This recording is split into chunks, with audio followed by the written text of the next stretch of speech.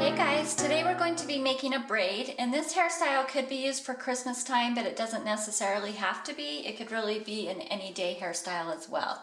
I'm going to start by brushing all of her hair to the back, and then I'm going to grab a strand right here above her ear on one side. I am going to add a little bit of water just to the front of her head so that this braid will go in more smoothly. Alright, I'm going to be making a Dutch braid over here, and I'm not going to go straight across her head. I'm kind of going to go at a diagonal over to the other ear. And I'm only going to be adding in hair from the front of her head, just right here in her bangs area. So I'm adding into that front strand, and then I'm not bringing any hair into the bottom strand.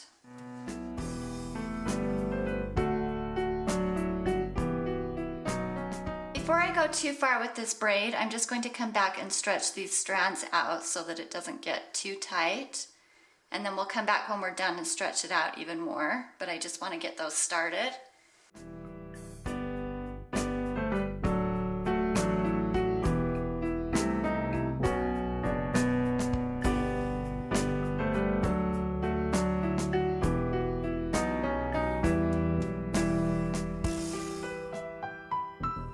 Okay, I went ahead and brought all of the hair from the front of her face into that braid, and you'll notice as I came over to this side of her head, I went further away from her face so that it made this round shape. Now I'm just going to continue braiding normally down to the ends of her hair, and then we'll go ahead and stretch out that braid as well.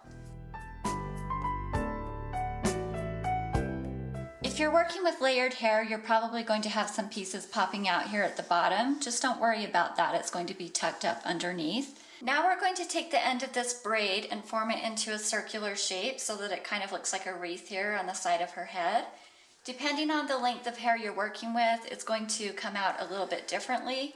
If your hair is a little bit shorter, you can just tuck the end right in here. Hers is obviously on the longer side, and so I'm going to take the end and I'm going to tuck it underneath this braid. You can really do this however you want. I'm going to be using our topsy tail, so I'm just going to stick the end of that through the top, and then I'm just going to kind of feed this underneath the braid.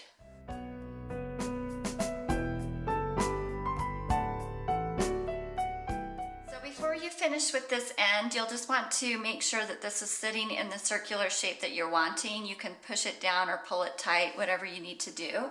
And then I'm just going to take the end of this and continue to feed it underneath that braid until the end disappears.